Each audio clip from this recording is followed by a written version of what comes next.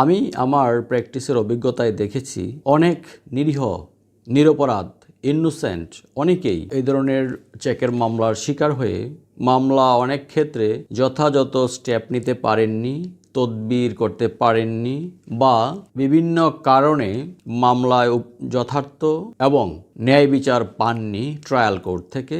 সেই ক্ষেত্রে ওনারা সংক্ষুব্ধ হয়ে। প্রিয় দর্শক, কেমন আছেন আপনারা? আশা করি ভালো আছেন। আমি ফরহাদউদ্দিন আহমেদ বে অ্যাডভোকেট, বাংলাদেশ সুপ্রিম কোর্ট, সাথে আছি আজকে গুরুত্বপূর্ণ বিষয় নিয়ে আলোচনার জন্য। আপনারা নিশ্চয়ই অনেকেই এই বিষয়টা নিয়ে উদ্গ্রীব এবং অনেকেই এগ্রিভ এবং অনেকেই এটার ভিক্টিমাইজড হয়েছেন। বিষয়টা কি? বিষয়টা হচ্ছে নেগোশিয়েবল ইনস্ট্রুমেন্ট অ্যাক্ট অর্থাৎ এনআই অ্যাক্ট, বা সহজ বাংলায় যদি বলি চেক ডিজনার সংক্রান্ত মামলায় যদি রায় হয়ে যায়, রায় হয়ে যাওয়ার পরে আইনে নির্ধারিত আছে যে 50% টাকা অর্থাৎ বিচারিক আদালত কর্তৃক ঘোষিত যে ফাইন, সেই ফাইনের 50% টাকা ট্রেজারি চালানের মাধ্যমে সংশ্লিষ্ট আদালতে জমা দিতে হয়। এটা দেওয়ার পরে দেন আপিল ফাইল করতে হয়। আপিল ফাইল করে রেগুলার আপিল শুনানি করতে হয়। এই বিষয়গুলো আপনারা অনেকেই জানেন। আমি বহুবার চেষ্টা করেছি অন্যান্য আলোচনার মাধ্যমে আপনাদেরকে অবহিত করার জন্য। সমস্যাটা হয়েছে যে এই যে আইনটা আছে আমাদের দেশে যে 50% টাকা জমা দিয়ে আপিল করতে হবে, আমি আমার প্র্যাকটিসের অভিজ্ঞতায় দেখেছি অনেক নিরীহ নিরপরাধ ইনোসেন্ট অনেকেই এই ধরনের চেকের মামলার শিকার হয়ে মামলা অনেক ক্ষেত্রে যথাযথ স্টেপ নিতে পারেননি, তদবির করতে পারেননি বা বিভিন্ন কারণে মামলায় যথার্থ এবং ন্যায় বিচার পাননি ট্রায়াল কোর্ট থেকে। সেই ক্ষেত্রে ওনারা সংক্ষুব্ধ হয়ে আপিল করতে চান। আপিল করতে যখন যান বা চান, তখন যে বড় একটা অ্যামাউন্ট, সেই অ্যামাউন্টের 50% টাকা জমা দিতে হয়। এখন প্রশ্ন হচ্ছে, সেই 50% টাকা জমা দেওয়া আমি দেখেছি আমার অভিজ্ঞতায় 90% বিচার প্রার্থীদের ক্ষেত্রেই অসম্ভব হয়ে যায়, যখন ওনারা নির্দোষ নিরপরাধ হয়েও ন্যায় বিচার থেকে বঞ্চিত হন। অর্থাৎ এই চেকটির যে টাকার উল্লেখ অ্যামাউন্ট লেখা হয়েছে সেটা ফলস এবং ফেব্রিকেটেড, এবং এটা টেম্পারিং করে লেখা হয়েছে, অথবা কোনো প্রতারণার আশ্রয় নিয়ে লেখা হয়েছে, অথবা স্বাক্ষর দিয়ে শুধু চেক দিয়েছেন সরল বিশ্বাসে, অথবা চেক হারিয়ে গিয়েছিল, চুরি হয়ে গিয়েছিল, অথবা অনেক সময় গ্রামগঞ্জে দেখা যায় যারা সুদের কারবারি করে পার্সোনালি, যদিও আইন দ্বারা বাড়িত এই ধরনের পার্সোনালি কাউকে সুদ লেনদেন করা, তারা অনেক সময় ব্ল্যাঙ্ক চেক এবং স্ট্যাম্প নিয়ে নিরীহ মানুষদের, যারা অসহায় অনেক আছেন, আর্থিক প্রয়োজনে অনেকেই তাদের শরণাপন্ন হয়।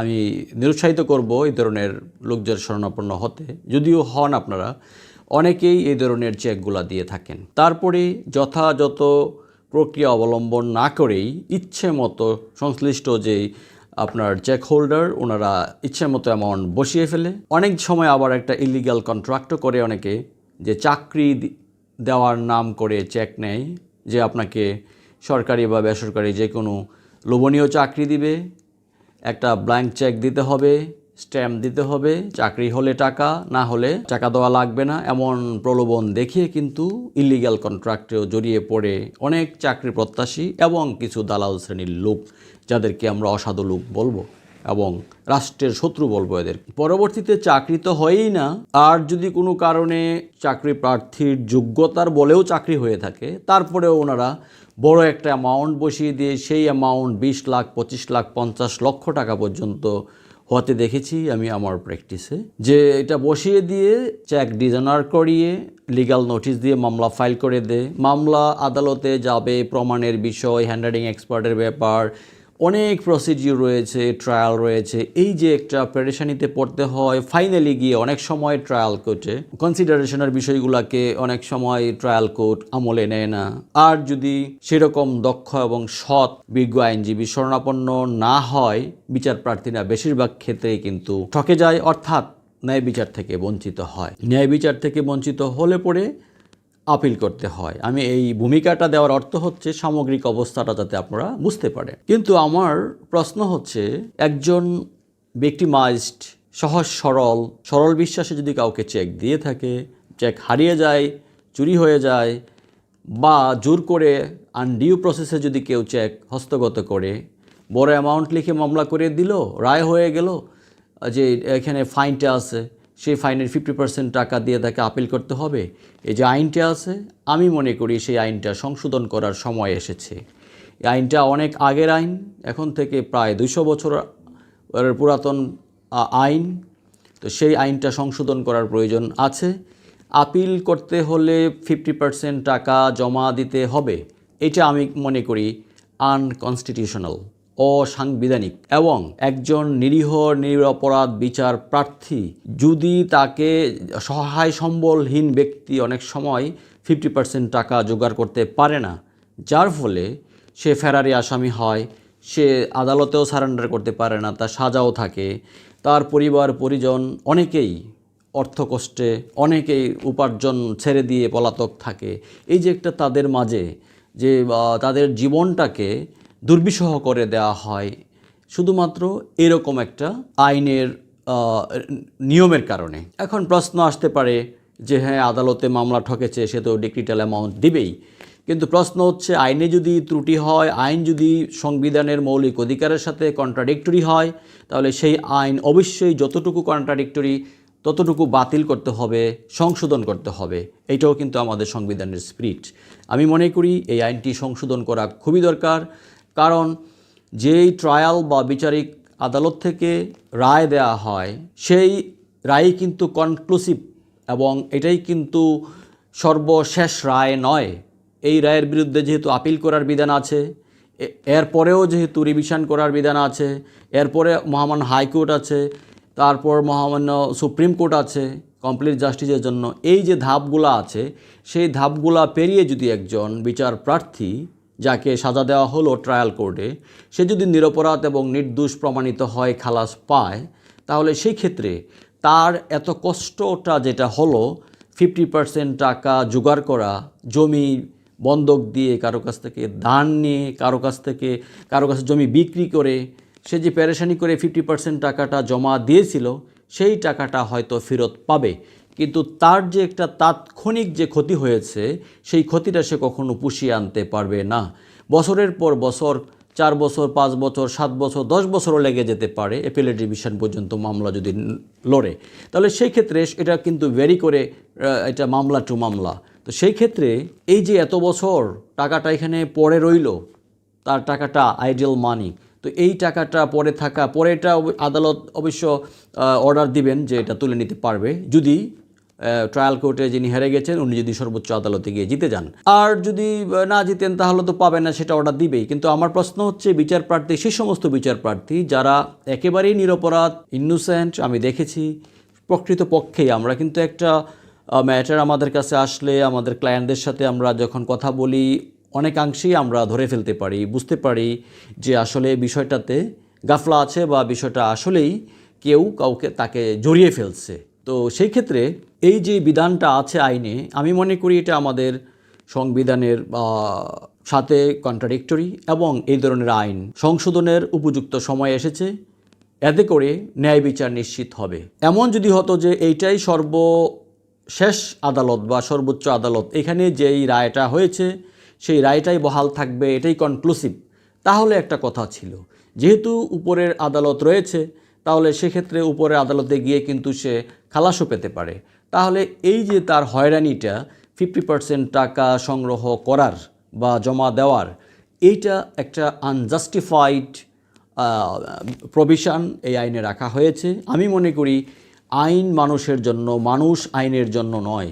এই নেগোশিয়েবল ইনস্ট্রুমেন্ট অ্যাক্টের এই যে আপিলের ক্ষেত্রে যে বাধ্যবাধকতা রয়েছে 50% টাকা জমা দেওয়ার, এইটা রিপিল করা অথবা এটা সংশোধন করার এখনই উপযুক্ত সময়। এদেশের হাজার হাজার বিচার প্রার্থী যারা নিরীহ, পরিস্থিতির শিকার এবং মিথ্যা মামলার শিকার হয়ে যারা এই ধরনের রায় নিয়ে মাথায় নিয়ে ঘুরছেন, তাদের অনুভূতিটা যখন আমাদের চেম্বারে আসেন বা অনেকেই আমাদের সাথে যখন প্রফেশনালি আপনার লিগ্যাল হেল্প নিতে আসেন, তখন কিন্তু আমাদের আসলে খুবই কষ্ট লাগে যখন একজন নিরপরাধ মানুষ এরকম বলে যে তার আসলে এমনও ক্লায়েন্ট বিচার প্রার্থী এসেছে যিনি আসলে একজন সেলুনে কাজ করে, অথচ তার একটা চেক হারিয়ে যাওয়ার কারণে সেই চেকে প্রায় 1 কোটি টাকার উপরে অ্যামাউন্ট লিখে সেই অ্যামাউন্ট কিন্তু ডিজনার করিয়ে তাকে হেস্তনেস্ত করে এক পর্যায়ে এই মামলায় রায়ও হয়েছিল। তো আদালতের গতিতে সেই রায় দিয়েছে, পরবর্তীতে তাকে 50% টাকা জমা দেওয়া। নিশ্চয়ই আপনারা বুঝতে পেরেছেন যে এটা কিভাবে সম্ভব, তার মানে 50 lakh or more than that. তো এই সমস্ত বিচার প্রার্থী অনেকেই আছেন, আজকে এই আলোচনা যারা শুনবেন তারা অনেকেই বিষয়টা রিয়েলাইজ করবেন। এই আলোচনাটা করার মেইন উদ্দেশ্যই হলো যারা এই ধরনের পরিস্থিতির শিকার হয়েছেন তারাও সচেতন হবেন যে যাকে তাকে যত্রতত্র যে কোনো উপায়ে যে কোনো অবস্থায় একটা চেক দিয়ে দিলেন, মনে করলেন যে আমার ব্যাংকে তো টাকা নেই, একটা চেক দিয়ে দেই, আমি তো কিছু নগদ টাকা পাচ্ছি। নো, এটা কিন্তু আপনার গলার কাটা বা শত্রু, এটা কখনো করবেন না।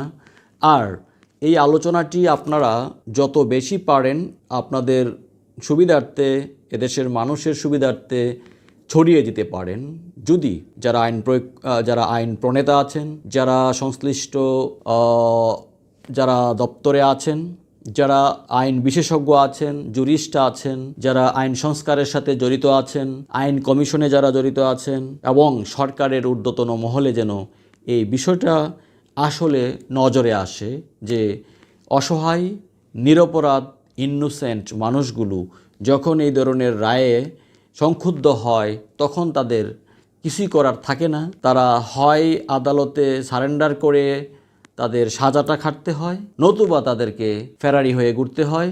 আর সাজা খাটলেই কিন্তু এই লায়াবিলিটি শেষ নয়, কারণ এখানে যেহেতু ফাইনের ব্যাপার আছে, সিভিল লায়াবিলিটি আছে, সেই ক্ষেত্রে আপনার প্রপার্টি থাকলে অ্যাটাচমেন্টের বিষয় আছে, প্রপার্টি না থাকলে অনেক রকমের আবার জক্কি জামেলার বিষয় আছে। সেই ক্ষেত্রে অনেকগুলার প্রসিডিউর আছে, সার্টিফিকেট কেসের ব্যাপার আছে। আসলে মানুষ কিন্তু বিচারপ্রার্থী মানুষরা যখন একটা ঝামেলায় পড়ে যায় তখন তাদের অন্য অন্য যে প্রফেশনাল কাজগুলো আছে সেগুলো তো ওনাদের অনেক সময় কনসেন্ট্রেশন নষ্ট হয়, যার কারণে একটি পরিবারই কিন্তু পুরোপুরি এই সমস্ত বিষয়ের কারণে একেবারে হয়রানির শিকার হয়। তাই যে যত বেশি পারবেন এই বিষয়টাকে ছড়িয়ে দিবেন যারা এই আলোচনাটি দেখবেন। তো আমিও চাই যে মন থেকে চাচ্ছি যে আসলে নিরীহ, নিরপরাধ এবং পরিস্থিতির শিকার কোনো বিচার প্রার্থী ভাই বোন যেন এই ধরনের পরিস্থিতির শিকার না হয়। কারণ এটা আমি দেখছি, আমার নিজেরও হৃদয়ে রক্তক্ষরণ হয় যখন বুঝতে পারি যে সে আসলেই অপরাধী নয়, ন্যায় বিচার পাননি, তার বিরুদ্ধে যে অভিযোগ আনা হয়েছিল ইনজাস্টিস করা হয়েছে। ধন্যবাদ সবাইকে, ভালো থাকুন, সুখে থাকুন, সুন্দর থাকুন, আইনের প্রতি শ্রদ্ধাশীল থাকুন। আপনারা যে যেখান থেকেই দেখছেন বাংলা ভাষাভাষী মানুষ প্রত্যেকেই চেক দেওয়ার ক্ষেত্রে অত্যন্ত সচেতন থাকুন, সতর্ক থাকুন।